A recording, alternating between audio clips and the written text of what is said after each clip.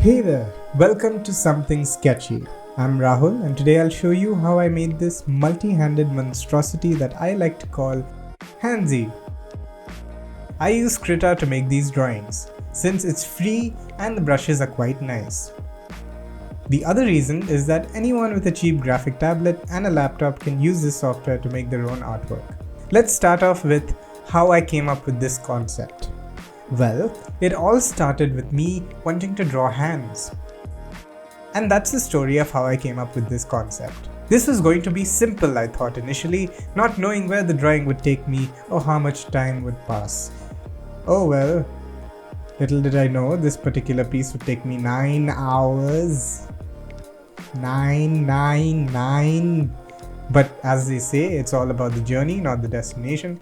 So I just kept at it, adding, subtracting, and changing things as I saw fit. Once the idea was set, I started the rough base drawing. This is usually the hardest and the easiest part of the process, since there are multiple routes you can take during this time, but you can be as rough as you want to. Add a hand here. Is this pose creepy enough? Do I really need legs? Normal thoughts. The main goal was to have a decent silhouette for the main character, something that was distinct enough that you would be able to at least partly make out what the creature would look like without any of the details.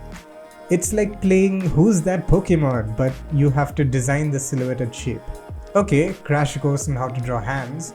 Imagine them as little cylinders attached to a bigger, flattened cylinder. Easy, right? Cool. But honestly speaking, that is genuinely how I go about it. The palm is usually a squarish shape, kind of like the middle cardboard cylinder of a toilet roll, but flattened and shorter. Then the fingers are just tinier toilet rolls, hot glued together in this weird organic thing that's supposed to be a hand. Also, of course, I looked at my own hands to make them. If that didn't do the trick in teaching you how to make hands, I'll probably make another video dedicated to just drawing hands. Let me know in the comments if you like the sound of that. While making the rest of the arms and hands, I'm usually thinking about these basic shapes like cylinders and spheres to better understand how to place them in this 3D space. Once I get the rough out of the way, I start outlining and the cross-hatching part. Ideally, you're supposed to do the outlining first and then the cross-hatching, but I get impatient quite quickly, so I do both simultaneously.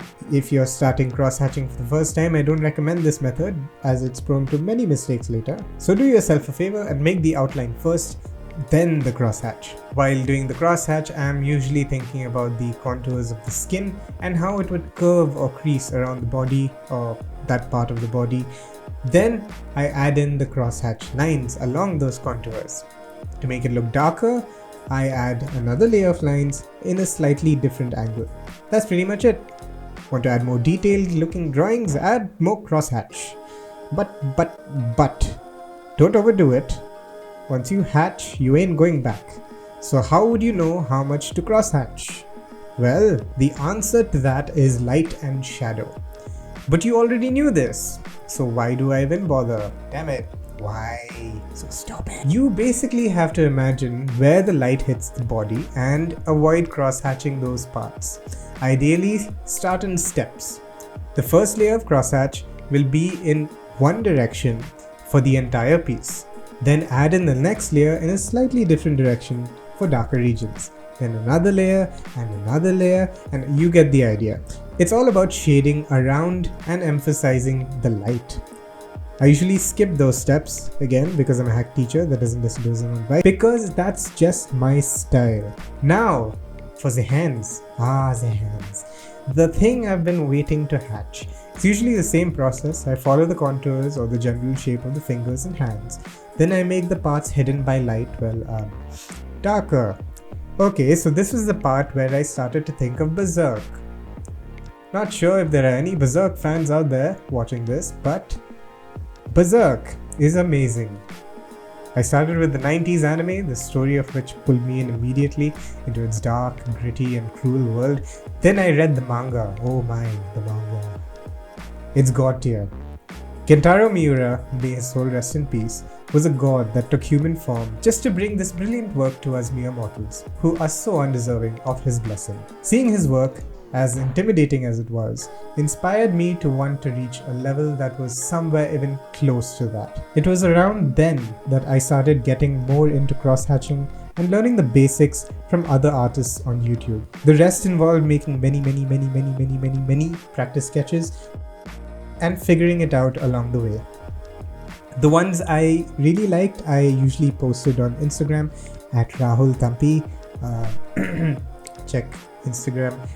But this journey was definitely not something that happened in a day. It took weeks, months, even years. I'm still learning to this day. Instagram is a great source for finding amazingly talented individuals who are in a league of their own, from whom you can learn a lot. It's one of the reasons why I started posting my artwork there, to firstly surround myself with people who are much more talented than me, and to learn something new from their process, which I could incorporate in my own work. Okay, that's enough babbling. On to color. Full disclosure, I am not good with color yet. I'm still learning and I'm constantly experimenting with different brushes and blending options, but the final output is still not where I want it to be yet. But regardless, if you want to find a place to start, like I did after quite a bit of struggling, I can show you what I do. I usually start off with a base color and build upon it with highlights and shadows. I learned along the way that by adding a splash of color like pinks and blues, you can give the skin a bit of more life to it, rather than it looking like plastic. After this, I cycle through the several blending options provided by Krita till I find something I'm happy with.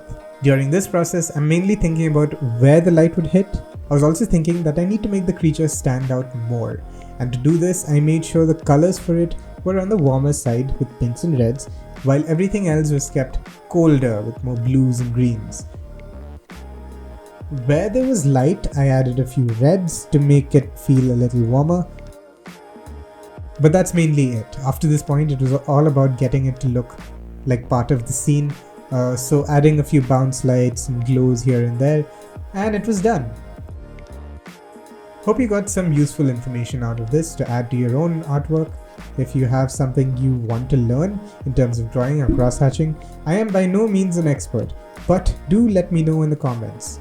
I'll try to make an easy to follow tutorial and maybe make a playlist out of them. Like, share, subscribe, and hit that bell notification icon for more updates on new videos. Bye for now.